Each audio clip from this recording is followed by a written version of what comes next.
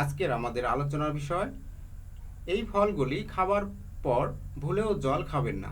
তাহলে চলুন জেনে নেই। ছোট থেকেই মা বলে আসছেন, খেয়ে উঠে জল না খেতে। কিন্তু কি করি? আমার খেতে বসলেই যেন জল তেষ্টা বেড়ে যায়। মনে হয় যেন মরুভূমিতে এনে ফেলেছে আমায়। তাই খাবার সঙ্গে তাল মিলিয়ে ঘটাঘট জল খাওয়াটা চলতে থাকে। এমন অবস্থায় শিকার কি আপনিও?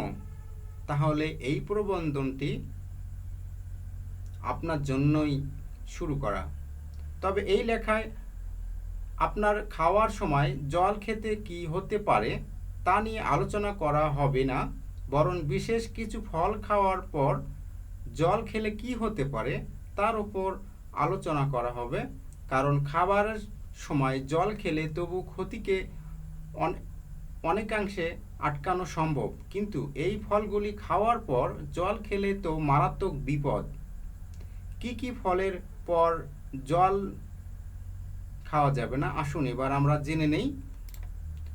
জলের জলের সঙ্গে জল নয়। যে যে ফলের জলের পরিমাণ খুব বেশি থাকে সেই সব ফল আমরা খাওয়ার পর ভুলেও জল খাওয়া যাবে না।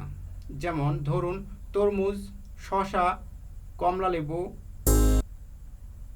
মৌসাম্বি, আনারস প্রভৃতি ইত্যাদি। শরীরে পিএইচ লেভেলে বিগড়ে যায়।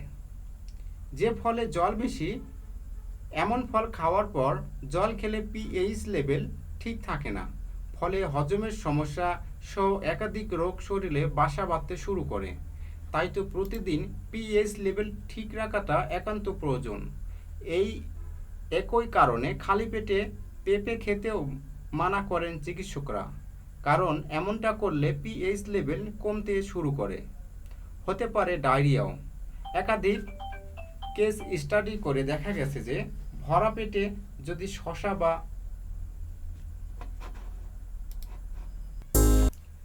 বা তরমুজ খাওয়া যায় তাহলে হজম প্রক্রিয়ার উন্নতি ঘটে, কিন্তু সেই একই ফল যদি খালি পেটে খাওয়া হয় অথবা খাওয়ার পর পরই জল খাওয়া হয় তাহলে পেটের অন্দরে এমন বিক্রিয়া হয় যে লুজ মোশন বা ডায়রিয়ার মতো সমস্যা মাথা চাড়া দিয়ে ওঠে।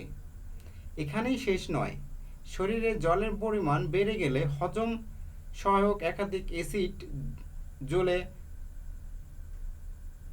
গলে যায়, ফলে বদহজম, গ্যাস, অম্বল প্রভৃতি সমস্যায় শরীর জর্জরিত হয়ে পড়ে। তাহলে উপায়: খাবার খাওয়ার 30 থেকে 40 মিনিটের মধ্যে জল খাওয়া যেমন চলবে না, তেমনি জল বেশি হয়ে রয়েছে এমন ফল খাওয়ার পরও একই নিয়ম মানতে হবে। না হলে কি হতে পারে তা নিশ্চয়ই এতক্ষণে জেনে গেছেন। আমাদের ভিডিওটা যদি ভালো লেগে থাকে লাইক, কমেন্ট, শেয়ার এবং আরও নতুন ভিডিও পেতে সাবস্ক্রাইব করুন।